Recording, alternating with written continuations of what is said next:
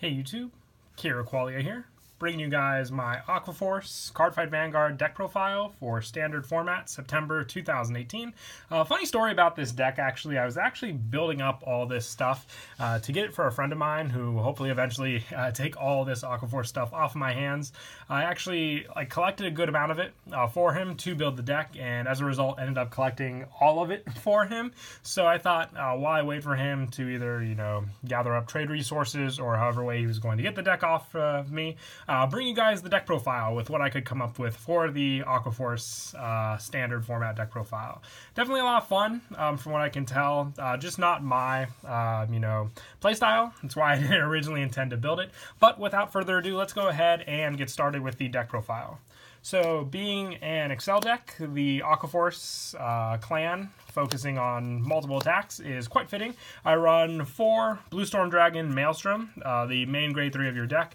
With its abilities, you counterblast 1, and all of your front rows get +3 until the end of the turn. It's a once per turn effect, but that +3 definitely does come in handy just with being able to then rely on those numbers to go up against force decks, where you could always just be a little short of, hitting your opponent's units, but also does help, with the front triggers as well, just for those boosts, because when you're attacking for 19,000, you can then, hit with that front trigger you get later on. And the main ability of it is once per turn, when your rearguard's attack hits a vanguard, if it is the 3rd or 4th battle of that turn, you discard 2 cards from your hand and stand this unit. So the main purpose of it is to go great pressure with your 3rd and 4th attacks, and then if the attacks from the 3rd and 4th don't hit, if you have a 5th or 6th one coming in, put all the pressure, like with additional criticals or anything like that, onto those units, because then if your opponent wants to block the 3rd and 4th attacks and then hope to take the 5th one, they'll have to block it, obviously, because then they'll have that extra damage going around. So like I said, it's great pressure overall, but very tactical for sure, because you have to, focus on where the attacks go, which ones do you think have a better chance of hitting, etc. with this deck. And for backup, I also run 4 Storm Rider Diamantes. With this card, it's your basic backup for Maelstrom. When it attacks, if it is the first battle of that turn, this unit gets +3,000 until the end of that turn. So it's just great pressure overall, once again, with that bumped up number, being able to hit force units for sure with their 13k body. And once per turn, when it attacks, if it is the 3rd battle of that turn or more, you can counterblast 1 and discard a card from your hand, stand this unit, and it gets -3,000 to the end of the turn. So the biggest thing might be trying to just keep up resources on your field to go for, and having Diamantes on your Excel circle with that additional 10 boost, and then it's +3 effect, and then restanding for an additional 1, can be your 3rd and 4th attack that you needed. And then just with the front trigger, having more pressure to it, putting it at 30,000 alone is just all the more better for this unit, and hitting so you can get off your Maelstrom restand. And I also run 1 Navel Gazer Dragon. Now, my numbers just found 9 to be the best, because with all your other Aqua grade 2s and whatnot, just having lower attack stats, having 12Ks to put on your Excel circles, including Diamantes or Navel Gazer, or even if you just need to ride Navel Gazer for early game pressure when you don't have enough units to call, definitely does help, because then that extra stand and power can definitely come in handy. Just like I said, if you have to rely on either 2 rear guards and this to, be your first onslaught attack. And that's it for the grade 3s. Moving on to the grade 2s, I run 4 Marine General of the Restless Tides Algos. On Vanguard, when it attacks, if it is the 2nd battle of that turn or more, you can counterblast 1 and Soul Blast and stand one of your rear guards. So great stand power alone on Vanguard. But when it's on rear guard, when it attacks, if it is the 1st battle of that turn, you can counterblast 1, stand this unit. So you have your options to go for then as well, with Algos being able to restand. Then if you get a front trigger, it's just that much more pressure, especially since he doesn't get any minus power as well from the restand. So getting a front trigger definitely does help if you had to take up a boost to get this card originally to attack. But also remember, it says when it attacks. It doesn't have to attack the vanguards. You can take out rear guards also, knowing that those attacks will hit if you don't have a booster to rely on. And I do want to run 4 Tidal Assaults. I only have 2, sadly, at the moment. So I'm subbing in 2 Trident Shooter at the time being.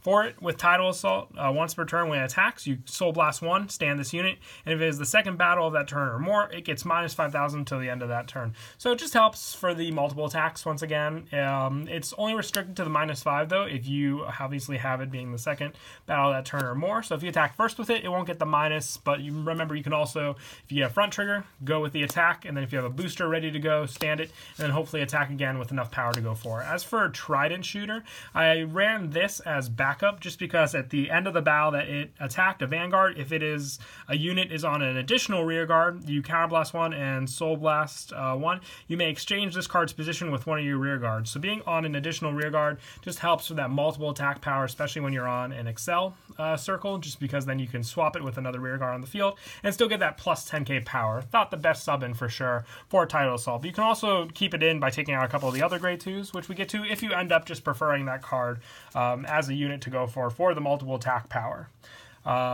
One possible candidate would be Storm Rider Basil, if you just wanted to, change around your numbers for it.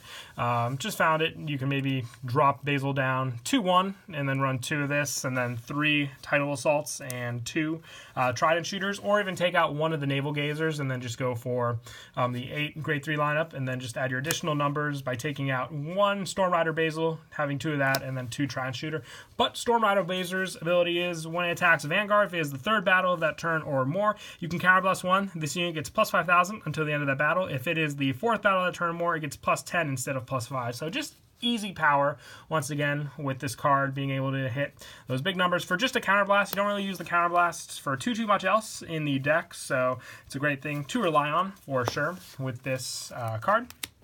And that is it for the grade 2s. We'll now move on to the grade 1s. I run 4, probably the best grade 1 in the deck. Light Signals Penguin Soldier. You rest this unit, and one of your units in the same column as this unit gets plus, I was about to say minus, that would be a terrible card then if that happened, but plus 5 until the end of the turn.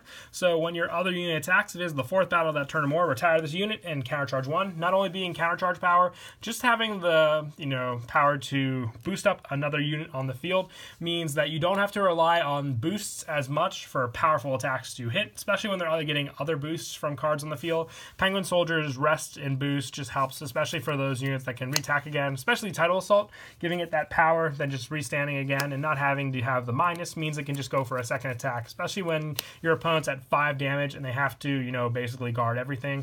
You can just go all out for those multiple attacks. Even if they're low numbers, they'll have to guard each and every one. And I also run 3 Battle Siren Viviana. When the attack it boosted hits a Vanguard, if it is the third battle that turn or more, put this unit into your soul, draw a card. So once again, just additional draw power with this card when you need it. When it boosts, the additional boost can help if you know how you're going to do your restand attacks as well. If that first attack hits, and then you just have that restand again, then you're not really wasting the boost potential that this card put forth for that attack, and then you can just rely on other power boosts to support that unit after restands. And the draw and the soul buildup definitely does come in handy as well. And I also run 3 Tier Knight Theo. With this card, when it attacks or it boosted, hits a Vanguard. If it is the second battle of the turn more, one of your units gets plus 8 until the end of the turn. This is one of those just boost powers I was talking about. Theo just helps so much with having power boosts to other units. The same examples being from like Battle Siren Viviana. After she gives her boost, having this as backup just to give more power definitely does come in handy when your units are attacking. Let's say your opponent gets a trigger and you just don't have enough, trigger-wise to go for. This card can definitely save you from a tight situation. And lastly, for the grade 1s, I run 3 Influent Dagger. With this card, when your unit attacks a Vanguard, if it is the third battle of that turn or more, this unit gets plus 3 until the end of the turn. So just being able to boost this card's number up from the third battles or more, if you can plan it right with your 5th and 6th attacks and still have this card standing, you can be boosting for some pretty high numbers, let alone if you get triggers, and then it could be basically your final all-out attack for sure. because a 13k boost, depending on what it's go for, if you can hit that 27 or 28 number, having your opponent guard, even if this is going up, hypothetically against a force deck, having to put down a critical trigger and an additional card just dwells up those numbers that they might not have after going after so many multiple attacks with this deck. And then going for the trigger lineup, first off, the starter for the grade 0s, Officer Cadet Eric, obviously the only star 2 on the deck, but draw power like all the other ones as well. And also for the trigger lineup, the biggest debate I had was what I wanted to run, but I decided to stick with Rainbow for now. I know I wanted to run front triggers, but if I wanted to mix around my numbers, I might even consider putting in maybe like 6 or 5 front triggers and then going for the rest in criticals. But for now, just sticking for the 4, 4, 4, and 4 of Rainbows. So 4 critical trigger, Battleship Intelligence, or whatever critical from standard you want to run. And also 4 high-speed raids. Definitely thought it was very cool that this front trigger does come in hollow. So for true fan, definitely to pick up more would be pretty awesome. And also 4 Emerald Shield Pascal. This is the perfect guard for the deck. So the fact that the perfect guard for Aqua Force doesn't have to take up the grade 1 spot either is definitely helpful, just because those grade 1s are pretty vital for a lot of your different plays you want to do in the deck.